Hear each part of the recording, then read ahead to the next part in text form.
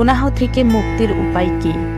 পবিত্র ইনজিল শরীফে লেখা আছে, সবাই গুনাহ করেছে এবং আল্লাহর প্রশংসা পাবার অযোগ্য হয়ে পড়েছে। রোমিও 3:23 আয়াত। দুনিয়ার প্রথম মানুষ হযরত আদম আলাইহিসসালাম এবং বিবি হাওয়া আলাইহিসসালাম মাবুদ আল্লাহর অবাধ্য হয়েছিলেন।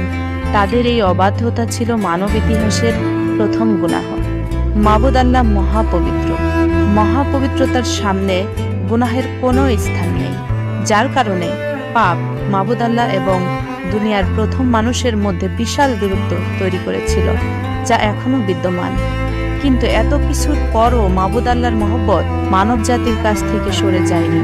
পবিত্র কিতাবে দেখা যায়, মাবুদ আল্লাহ প্রতিজ্ঞা করেছিলেন, একজন পবিত্র ব্যক্তি আসবেন, তার নিজের জীবন কুরবানি করবেন এবং সেই কুরবানির মধ্য দিয়ে সমস্ত গুনাহগারদের তাদের গুনাহ থেকে ঈমানের মাধ্যমে পাক সাফ করা হবে। আর এটি আল্লাহর দয়া ও রহমতের নিদর্শন। আপনি কি জানেন কে সেই পবিত্র মহামানব? ইনি হচ্ছেন মাবুদ আল্লাহর সত্যের প্রতীক ঈসা মসীহ। তিনি আমাদেরকে মহব্বত করে তার নিজের নিষ্পাপ জীবন কোরবানি করেছিলেন, যেন তার কোরবানির মধ্য দিয়ে আমরা গুনাহ থেকে পাক সাফ হতে পারি।